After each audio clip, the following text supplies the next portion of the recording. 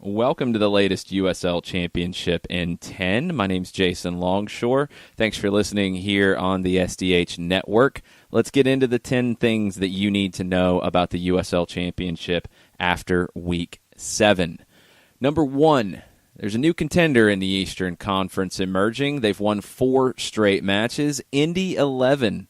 They went on the road and won 2 games last week. They thrashed Bethlehem Steel 3-0 on Saturday. They defeated Swope Park Rangers during the midweek. Goals from Neville Hackshaw and Dane Kelly 3 minutes apart in the first half turned the match. Tyler Pasher's 73rd minute goal sealed the win for Indy. It's a big week for Indy 11, and they had some great news today. 11 Park, which is the proposed new soccer-specific stadium for Indy 11, came one step closer to reality on Tuesday. The Indiana Senate concurred on Senate Bill 7 that would commit nearly $800 million for operating expenses and to fund capital projects. Good times for soccer in Indiana right now, and we'll see if Indy 11 can keep this run of good fortune going.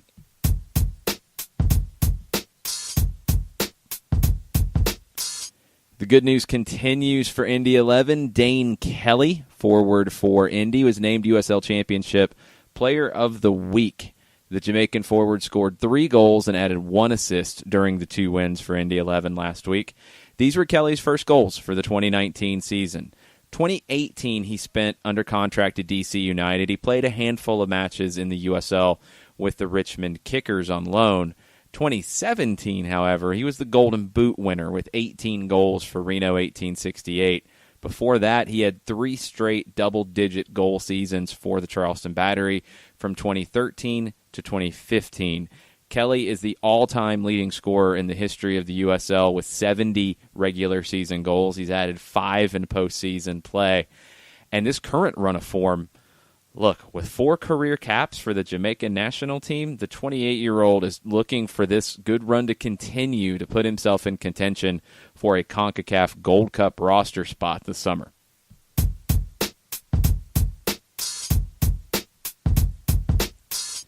New contender emerging in the East. Number 3 is that new contender emerging out in the West, and it's Dane Kelly's former club, Reno 1868. They've put together back-to-back wins. They're the first team in history to defeat New Mexico United, winning 2-1 at Greater Nevada Field Saturday night. Sergio Rivas opened the scoring for Reno in the first half, but Josh Suggs equalized before halftime for New Mexico. Duke LaCroix found the winner for Reno in the 89th minute. The game-winning goal, combined with a complete defensive performance including 15 recoveries, earned LaCroix a spot on the Team of the Week.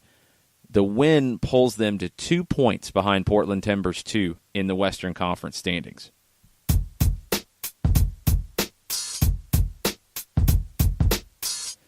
Real Monarchs are number 4 on the list. They're right behind Reno after the most impressive comeback of Week 7. The Monarchs fell behind by 2 goals, both scored by Brian Gomez at home to San Antonio in the first 20 minutes on Saturday night. Gomez's performance earned him a slot on the USL Championship Team of the Week.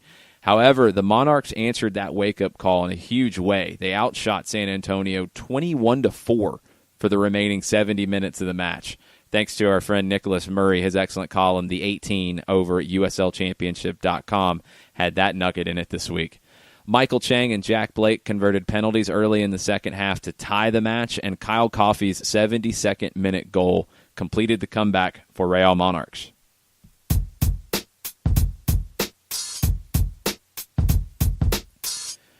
Number 5, surprise. The conference leaders were both held to draws this week. St. Louis went to Pittsburgh. They had to settle for a scoreless draw with the Riverhounds. Each team only managed 1 shot on goal. It was a defensive struggle in the Steel City. Portland, they hosted Colorado Springs. It was a 2-2 draw. This one a little more back and forth. Foster Langsdorff, he had 2 goals for Timbers 2, including the equalizer in the 86th minute. That rescued the point for Portland, but 2 teams that have had a lot of success in 2019 only picked up 1 point each in Week 7.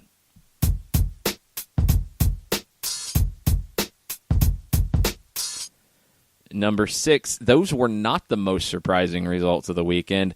The biggest surprise of the weekend was Loudoun United. They picked up their first ever win and ended New York Red Bulls 2's 3-match winning streak in the process.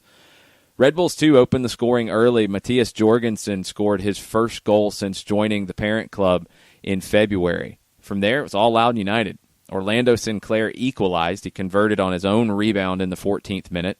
8 minutes later, Andy Lubon pounced on a poor clearance on a corner kick, ripped a left-footed blast to give Loudoun the lead.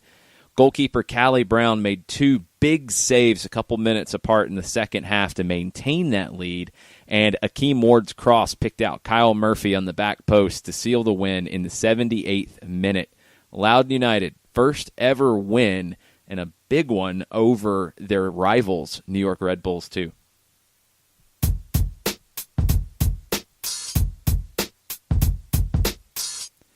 Number 7 on the list, Rio Grande Valley put up one of the biggest numbers of the week, a 5-2 win over Las Vegas Lights at HEB Park in Edinburgh.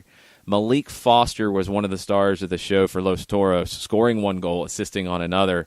RGV was very efficient. They scored on every one of their shots on target, plus they got a bonus. They took advantage of an own goal from Gabe Robinson of Las Vegas. Eric Winalda's Lights are going to be frustrated. They had 20 shots, 8 of them on target, but they fell behind 3-0 before Christian Torres found the back of the net in the 65th minute. Sammy Ochoa added a consolation goal for Las Vegas in stoppage time. Not enough. Rio Grande Valley, 5-2 winners. It's back-to-back wins for the Toros after a slow start to 2019.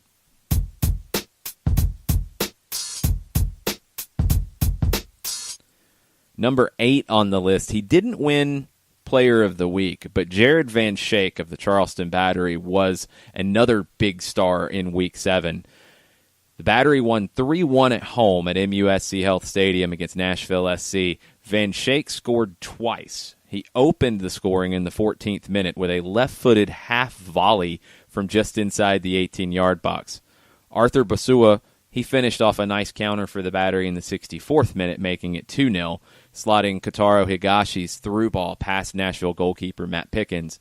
Van Schaik added his second goal of the night on a spectacular free kick from at least 25 yards out a few minutes later. Blasted a left-footed curler off the underside of the crossbar and over the line. Didn't need goal line technology. This one was good.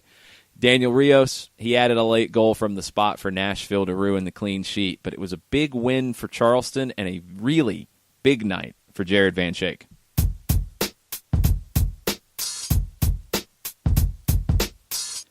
It's a packed calendar this week in Week 8 of the USL Championship season, and 3 matches get things started tomorrow night, Wednesday night.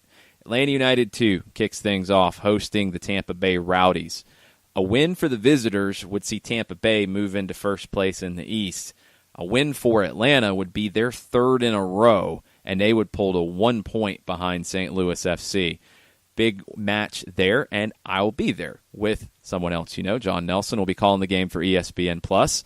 After that, you can flip it over and watch the Tulsa Roughnecks. They can pull to within 1 point of the top of the Western Conference when they host Colorado Springs. Nightcap, LA Galaxy 2, hosting the suddenly hot Rio Grande Valley.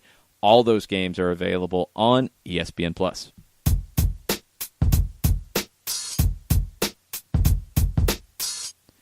The fireworks continue over the weekend, and it starts Friday night, a big 1-versus-2 battle in the Western Conference, and one has to go on the road. Portland Timbers 2 heading to Albuquerque to face New Mexico United. Can't wait to see that one. 2 teams that have been two of the more fun teams to watch in the USL Championship this year, and it's going to be a great atmosphere in Albuquerque. Eastern Conference leaders St. Louis, they host winless Swope Park Rangers on Saturday night. A lot of teams will be looking to see if St. Louis can bounce back after their scoreless draw in Pittsburgh. And then on Sunday, it's 2-versus-3 in the East as New York Red Bulls 2 hosts Indy 11 at the MSU Soccer Park. Can Indy win their 5th straight? We'll be back next week to talk about it. Thanks for listening to the USL Championship in 10 here on the SDH Network. I'm Jason Longshore. We'll be back next week to recap everything going on around the championship.